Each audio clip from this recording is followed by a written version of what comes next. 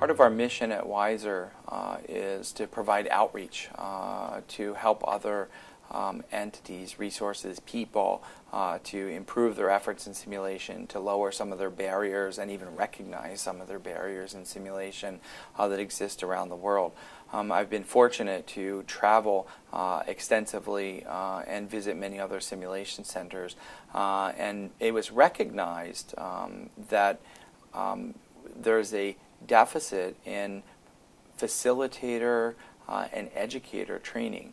As simulation becomes more and more prevalent, it becomes apparent there are unique skills and unique knowledges and core principles that one needs to be a successful simulation-based educator. It's not just walk out of the teaching clinic and walk into the simulation lab and you're going to be a star educator. There are many, many nuances to it.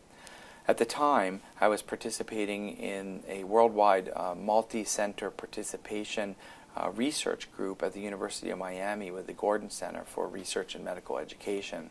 And so that partnership that was established between Dr. Barry Eisenberg and myself and Dr. Michael Gordon, that we realized that many of the philosophies at the Gordon Center at the University of Miami were directly compatible with what we had developed here at WISER at the University of Pittsburgh.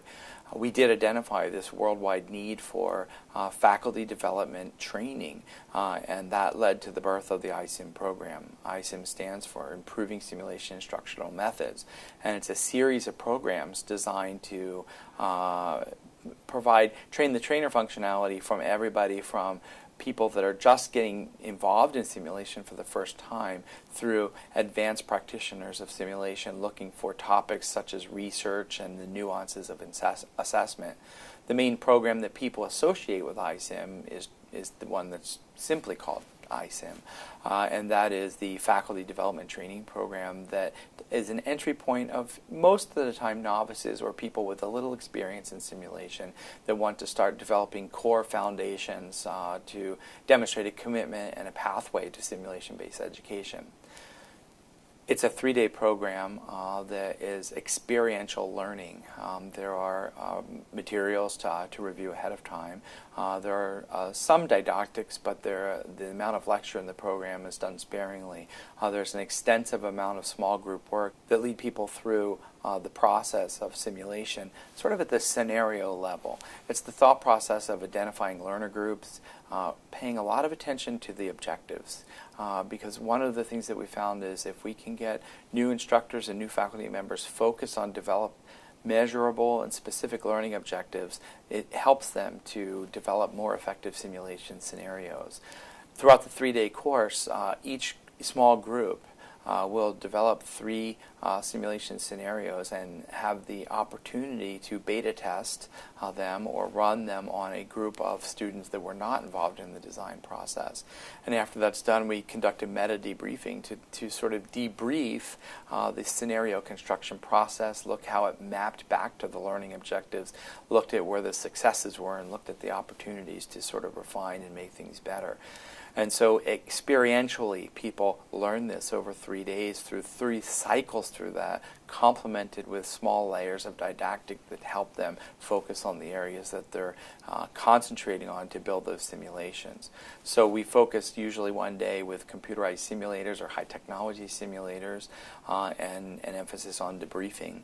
We focused the next day on the implementation or selection of standardized patients, partial task trainers, combining them and creating hybrid simulations, as well as introductory concepts in assessment and helping people to understand that when you build a simulation scenario, you want to be able to assess the scenario for successfulness, and you also want to be able to assess the students as well.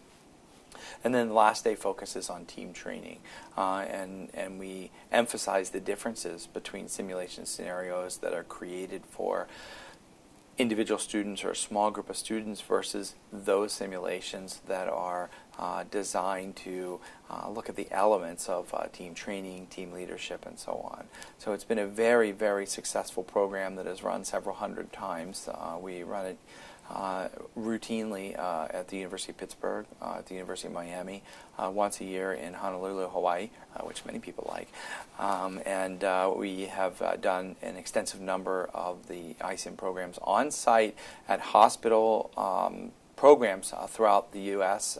And extensively in Asia, and we just had our inaugural program in Australia approximately 2 weeks ago at the beginning of, or the end of May.